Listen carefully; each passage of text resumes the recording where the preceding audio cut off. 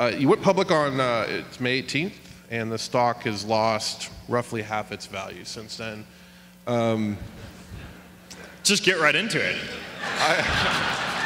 Is it awkward? No, okay. If you could have done anything differently with hindsight, would you have? Well, you know, I mean, the performance of the stock has obviously been disappointing, right? And we care about our shareholders. And the commitment that we made is that we're going to execute this mission of making the world more open and connected, and we're going to do the things that we think are going to build value over the long term. And you know, over the next 3 to 5 years, I think the biggest question that is on everyone's minds that will determine at least our performance over that period is really going to be how well we do with mobile. And you know, we've been in this quiet period for the last 6 months or so. You know, since right up to the time when we were getting started with the IPO, and a lot of stuff has changed since then. I mean, 6 months ago on mobile, you know, we hadn't launched our new set of apps, right? So we were still in a pretty bad place there. Apple hadn't announced the iOS integration. Literally 6 months ago, we didn't run a single ad on mobile.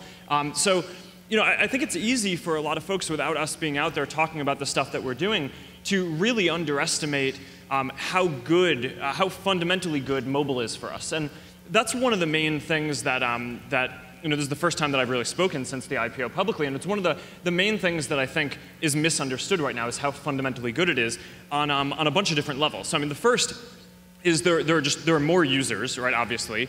The second is that per person who's using Facebook on mobile, there's more engagement and they're spending more time. And then the third is that per amount of time that people spend on mobile, we think that we're going to make a lot more money than we do on desktop too.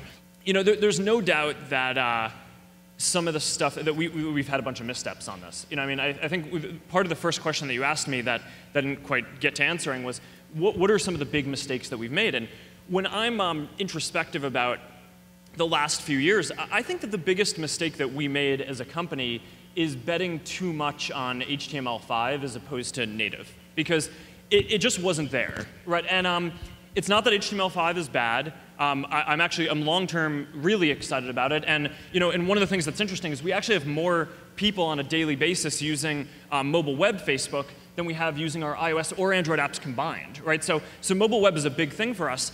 But there's no doubt that, you know, we went for this approach. We built this internal framework that we called FaceWeb, which was basically this idea that we can take the infrastructure that we built out for pushing code every day, not having to submit to an app store, building web code on the web stack that we have, and that we can translate that into mobile development. We just were never able to get the quality that we wanted.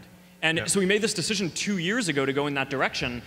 So it took us, you know, 6 to 8 months to build FaceWeb and get that approach going. Another 4 months or so to decide that it wasn't going to do it after we'd kind of committed to doing that. And then we had to start over and start rewriting everything to be native.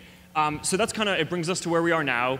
We burnt 2 years. That's really painful. I think probably we will look back on saying that is one of the biggest mistakes, if not the biggest strategic mistake that we've made. But we're coming out of that now, right? And the iOS app, I think, is in good shape, and the Android one will hopefully be soon.